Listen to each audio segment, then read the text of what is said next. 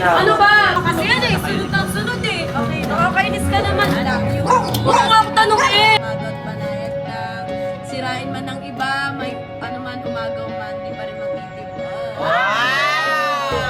Nananatili hanggang ba yun? So, totoo ba ang naiinggap ka na sa totoong buhay ni Cosme? Nagpa-flash eh. Nagpa-flash.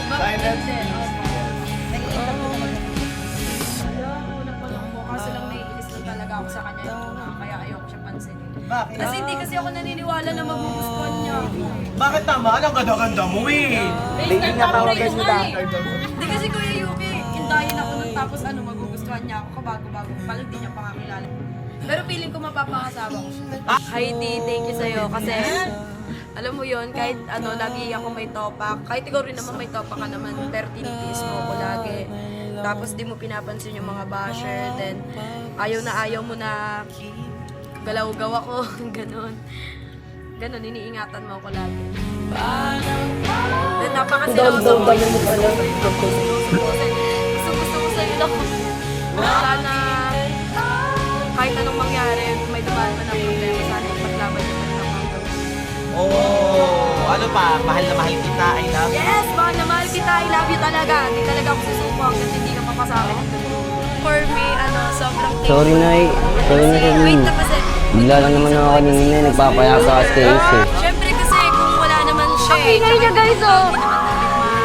Napakaingay naman Kung yan. wala rin naman siya, di ko rin tumaabot. Gusto ko lang sabihin sa kanya na sana gusto ko lang sana sabihin kay Kosoke na sana pag may maraming dumating na bago, sana hindi niya ako ipagpalit. Hindi ko naman gagawin yun na maghanap pa ako ng iba. Na ano po, sabi ko, ano ba to anak ko? Kasi iba na yung ngiti. Iba yung ano, di ba? Ang galawan. Yung galaw niya hindi nakagaya dati. Iniisip ko, syempre bata pa yung anak ko. Tapos magkakasama sila doon, aminin natin, magkakasama sila doon. Hindi ko nakikita kung ano yung galawan, yung ano. Syempre, nanay niya, uy, ang aga. Parang ganun. Diba? Kasi hindi natin alam eh kung ano mga nangyayari. So kasi wala ko talaga. Parang totoo Parang sila na talaga. Ito, unang nagparamdam sa'yo na mahalaga ka mama mo. Pangalawa, Sino pa ba? sino? Arte, ang arte. Ang arte, nakakaingat. Di, pero totoo yun kasi kunyari mga simpleng ayaw niya pala sa akin. Tsaka minsan nagugulat lang ako, wala ako sinasabi, binibilan ako ng pagkain. Na-appreciate pala yun ni Kosoke. Nakikita pala yun ni Kobe. Bakit totoo yan ha? Totoo yan kasi tuwing nag-Jollibee kami, di ba? Kala umaalis kami ng mga 7-Eleven. Hindi niya talaga kakalimutan si Kosoke. Promise. Totoo yan. In fairness naman kay Shirley talaga. Wala na mas gaganda pa sa I love. May nakakulang din kay Shilane doon kay Koske. Yung pag-uusap namin mag-ina. I would like to show you all my wife first. Wala akong taong minamaliit, wala akong taong pinipintasan. Diba? Hindi ganon. Gusto ko lang, sigurado yung anak ko dun sa babae. Kasi babae din ako. Alam niyo naman yung mga lalaki, diba? Yung mga lalaki, kahit naman babae. Tsaka bata pa kasi sila. Ayoko makaramdam si Shilane ng maging broken sa anak ko, maging broken na yung anak ko yung dahilan. Kaya pilit kong tinatanong kay Koske, which is pinaglaban naman ni Koske yun sa akin, na gusto niya talaga si Shilane.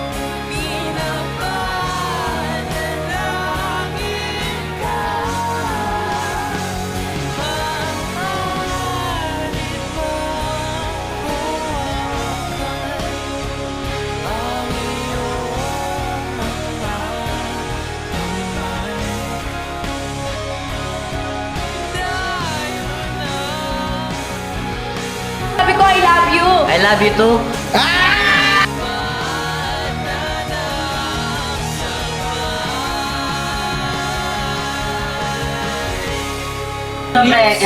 Itong pinaka-nakabuka na to, ito yung pagmamahal ko sa kanya. Eh, yung puso mo, nakabuka na para sa kanya? Oo.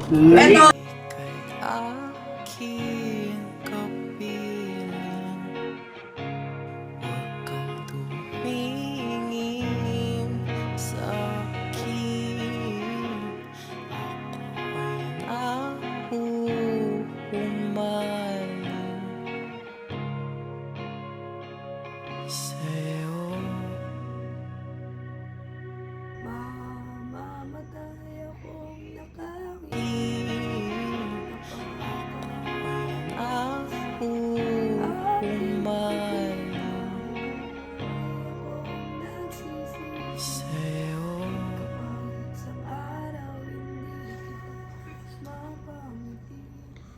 Koso, kaya Happy Father's Day, Di. Uy, hindi pa ako tatay.